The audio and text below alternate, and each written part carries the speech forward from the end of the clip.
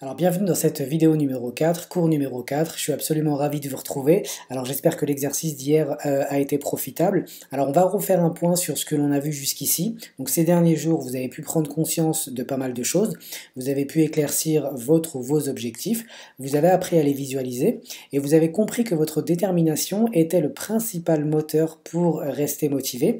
Vous êtes à ce niveau-là justement construit des représentations visuelles positives et négatives pour pouvoir vous réalimenter en motivation lorsque c'est nécessaire, mais vous pouvez vous demander, là tout de suite maintenant, si vous avez les épaules pour y arriver. C'est le genre de suggestion que votre petite voix intérieure se fera un plaisir de vous envoyer. Et à cela, j'ai simplement une réponse à vous faire, c'est une règle à respecter, vous l'avez à l'écran. Si quelqu'un y est déjà arrivé,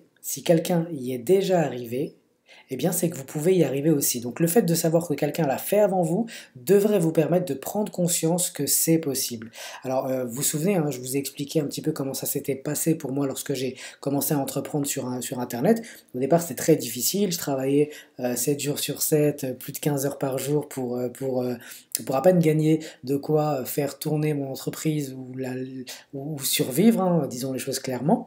Et je ne savais pas quel chemin emprunter, je ne savais pas par où commencer. Donc j'ai commencé, il fallait bien un commencement, j'ai commencé à chercher des informations sur internet, donc j'ai trouvé pas mal de choses intéressantes, mais il y avait aussi beaucoup de contradictions, c'est le problème de cet océan d'informations que représente internet, et c'est là que le deuxième avantage du fait de savoir que quelqu'un l'a déjà fait avant nous rentre en ligne de compte, parce que le fait de savoir que quelqu'un l'a déjà fait, quelqu'un a déjà atteint l'objectif que vous souhaitez atteindre, eh bien ça vous permet de prendre cette personne comme modèle pour définir le chemin que vous devez emprunter, la stratégie. Donc le meilleur moyen de savoir par où commencer, et ça c'est une question que tout le monde se pose lorsqu'il veut commencer un nouvel objectif, donc le meilleur moyen de savoir par où commencer et quelle stratégie adopter, c'est de solliciter les personnes qui ont déjà atteint cet objectif-là. Alors c'est logique comme raisonnement, car quasiment tout ce que nous avons appris, nous l'avons fait en modélisant une personne. Enfant, on a modélisé nos parents pour apprendre à parler. Les sportifs ont appris du côté d'un entraîneur qui a connu souvent le même parcours qu'eux.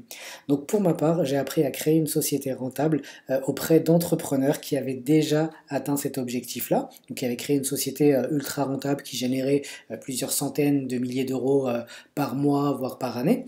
Et d'ailleurs, si on analyse de plus près la modélisation, eh bien, on se rend compte que c'est exactement ce qui est utilisé pour créer des franchises, par exemple, comme Subway ou comme McDonald's. Vous ouvrez un restaurant atypique dans un centre commercial, s'il fonctionne super bien, et il y a de fortes chances que si vous ouvrez le même type de restaurant avec les mêmes process dans le même type de centre commercial, eh bien vous allez obtenir les mêmes résultats. D'accord? Il y a juste un paramètre à respecter, c'est facultatif, mais selon moi c'est important. Si vous choisissez de modéliser une personne, modélisez cette personne jusqu'au bout, évitez de multiplier les références, car même s'ils peuvent tous vous aider à atteindre votre objectif, le fait de suivre plusieurs personnes, eh bien ça va plutôt vous ralentir, car vous allez être tenté de vous disperser. D'accord? Autre chose, modéliser une personne, ok, mais veillez à modéliser une personne qui vous ressemble ou qui partage les mêmes valeurs que vous. D'accord? Exemple, si vous créez une entreprise rentable et que vous n'avez pas fait d'études, il est préférable de modéliser Xavier Niel qui a démarré une entreprise seule en partant de zéro que Liliane Bettencourt qui en a hérité. D'accord? Donc c'est important de garder. Je vous donne des exemples comme ça, bien évidemment, vous pouvez quel que soit l'objectif que vous souhaitez atteindre. Je parle beaucoup d'entrepreneuriat parce que ça a pris une importance, beaucoup d'importance dans ma vie, donc c'est les premiers exemples qui me viennent en tête, mais c'est des exemples que vous pouvez réutiliser ou réadapter à votre quotidien et à votre objectif surtout. Alors après, vous pouvez me dire, voilà, mais Xavier Niel ou les personnes auprès de qui je vais aller chercher la science, c'est des personnes qui ont des idées, qui ont des choses comme ça, moi je n'ai pas. Alors ça fait partie de ce que l'on appelle les fausses croyances ou les croyances limitantes. Alors j'ai réalisé plusieurs vidéos sur Saïd TV pour traiter ce sujet, mais là en deux mots, une croyance limitante, c'est une fausse croyance qui vous fait penser que vous ne pouvez pas atteindre votre objectif parce que vous n'avez pas telle ou telle ressource à votre disposition. D'accord? Je ne peux pas faire ABC parce que je n'ai pas X, Y, Z.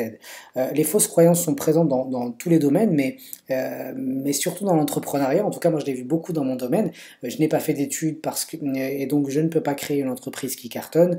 Je n'ai pas de financement, donc je ne peux pas me lancer à mon compte. Je n'ai pas l'âme d'un entrepreneur, truc qui veut strictement rien dire, donc je ne peux pas lancer un business et j'en passe. Pourtant, des entrepreneurs qui ont commencé sans diplôme et sans argent, il y en a énormément. Alors je vous ai mis en ressource un lien vers un article qui présente 15 milliardaires qui ont démarré sans diplôme, et donc même dans la vie de tous les jours, vous avez autour de vous des personnes qui sont parties de zéro, qui étaient données perdants sur le papier et qui sont parvenus à atteindre des objectifs plutôt ambitieux. D'accord? Donc c'est vrai qu'on ne dispose pas tous des mêmes ressources, certains ont des idées, d'autres sont moins inspirés, certains sont cérébraux, d'autres sont manuels, mais on a tous des ressources qui peuvent remplacer celles que nous n'avons pas. Alors, je n'ai pas de compétences, eh bien je peux apprendre, je n'ai pas de réseau, un réseau ça se construit, je n'ai pas d'argent, ok, mais j'ai les compétences, je peux donc m'associer avec quelqu'un qui a de l'argent. Ici on parle de business, mais ça peut être la même chose dans tous les domaines, et quel que soit votre objectif.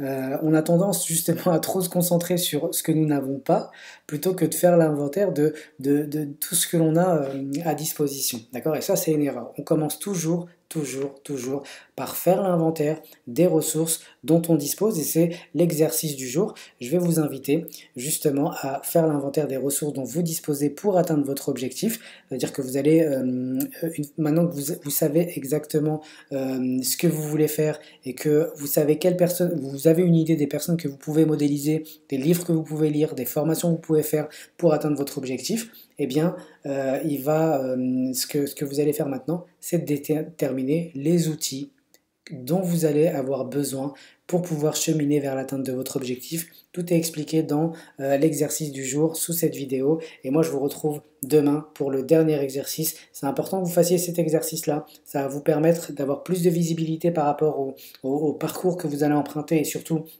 au temps que ça va vous prendre, aux actions que vous allez devoir mettre en place. Donc faites-le avant demain pour que demain nous puissions clôturer en beauté.